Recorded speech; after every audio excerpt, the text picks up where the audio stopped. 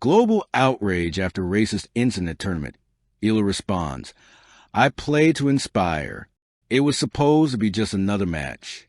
The sun was shining over the clay courts of Barcelona, the air filled with the rhythmic thud of tennis balls and the polite murmur of an international crowd.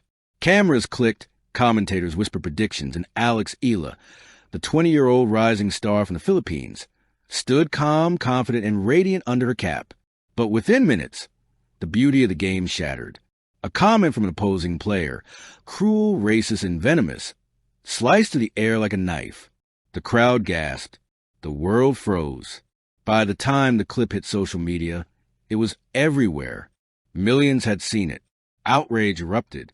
But amid the chaos, Eala's response wasn't fury. It was something far more powerful. I play to inspire, not to hate. Those 7 words changed everything. This is the story of that moment, of grace under fire, of the storm that followed, and how one young athlete reminded the world what true strength looks like. The spark before the storm. Alexandra Alex. Eala had always been known for her poise. A prodigy from Manila, she rose through the junior ranks with a mix of ferocity and elegance. By 20, she had already made history, becoming the first Filipino to win a junior Grand Slam singles title and breaking into the world's top 100. Her playing style was fearless. Her demeanor, unshakably kind. Reporters often described her as grace under pressure, a phrase that would later prove prophetic. The Barcelona Open was one of her favorite tournaments, a home away from home after years training at the Rafael Nadal Academy in Spain. She knew the crowd, the courts, the rhythm. Everything felt right. Until that afternoon. Her second-round opponent was known for being intense, but no one expected what would unfold. Midway through the first set, after a long rally that Eala won, her opponent muttered something audible enough for microphones to pick up. The words, racist, demeaning, meant to wound, left no room for misunderstanding. Eala froze. The stadium went silent. The chair umpire hesitated. The opponent smirked. And in that silence, the world witnessed the ugliness that sport sometimes hides beneath its beauty. The moment that broke the internet. Within hours, the clip went viral.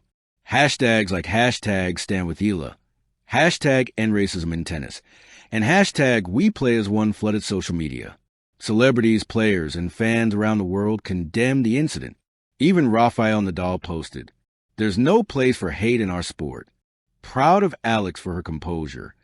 News outlets from BBC to CNN covered the story. The tournament organizers scrambled to respond. Statements were issued, investigations promised. But the world wasn't waiting for bureaucracy. They were waiting for her response. Would she fight back? Would she demand punishment? Would she speak with anger? Instead, Eala did something no one expected. I play to inspire. At the post-match press conference, the room was packed. Cameras flashed. Journalists whispered. Eala walked in calm and poised, wearing her signature blue training jacket and a quiet smile. Her face showed no trace of bitterness, only strength. When asked how she felt about the incident, she paused, took a deep breath, and said softly, "It hurt, but hate doesn't deserve my energy. I play to inspire, to show kids that they belong, no matter where they're from or what language they speak. That's what matters." The room went silent. Even the reporters, hardened by years of covering scandals, felt something shift. Her voice didn't tremble.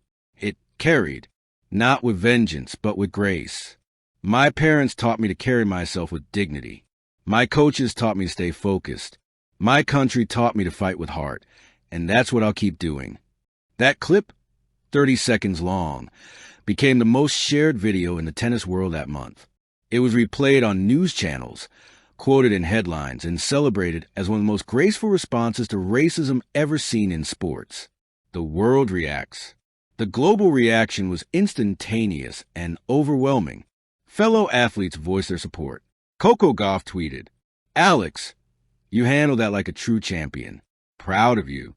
Naomi Osaka shared Eala's quote on Instagram, captioning it, "This is what leadership looks like." The Women's Tennis Association, WTA, released a formal statement condemning the incident, promising a full investigation and stricter anti-racism policies. Fans organized online campaigns calling for greater diversity and inclusion in tennis academies and tournaments. In the Philippines, people held rallies outside tennis courts with banners reading, "We play to inspire. We stand with Alex." For a moment, Eala's voice transcended sport, becoming a global symbol of dignity and hope inside the storm. But behind the public calm, there was pain. In private, Eala cried that night, not because she was angry, but because she couldn't understand why. Why someone would try to take joy away from the sport she loved. Her mother sat beside her, wrapping her in an embrace. "Alex," she whispered, "you can't control how the world sees you, but you can control what you give back to it." Those words became her anchor. She wrote in her journal that night, "I won't let hate define me. I'll make it my reason to shine brighter." And the next morning, she trained, quietly, intensely, a community united. Something remarkable began happening in the days that followed. Messages poured in from fans, from kids, from strangers. A young girl from Kenya wrote, "I saw what happened. I used to feel scared to play because people teased me for my skin color." Healing and forgiveness. Months later, the player who had made the racist remark reached out privately. She apologized genuinely, tearfully, admitting her mistake and the ignorance behind it. Eala listened. Then, to everyone's surprise, she forgave her. "Hate can't heal hate," she said simply. "Only understanding can." They met at a charity event months later, and even posed for a photo, a moment that quickly went viral, hailed as the picture that healed tennis. It was proof that compassion isn't weakness, it's power. Reflections from the heart. A year after the incident, Eala sat down with a journalist from Time magazine for a cover interview. When asked how she viewed that chapter of her life, she smiled softly. "I used to wish it hadn't happened, but now I'm grateful it did, because it gave me a voice, one that could help others feel seen." She paused, looking down at her hands, now calloused from years of training. "You know, tennis is about more than winning. It's about character. Every serve, every point, every word. It builds who you are. That day didn't break me. It revealed me, the legacy of light." Today, Alex Eala's story is told in classrooms, sports programs, and motivational talks around the world. She's become more than an athlete. She's a symbol, a reminder that courage doesn't always roar. Sometimes it whispers, "I play to inspire." And though the world can be cruel, her response stands as a lesson that grace under hate is the purest form of power. In every corner of every court she steps onto now, you can still hear echoes of that unforgettable moment. The cheers, the unity, the hope. Because when history remembers Alex Eala, it won't just remember the titles she won. It will remember the hearts she changed. Thank you for watching. Please don't forget to hit the subscribe button, like, and share. Till next time.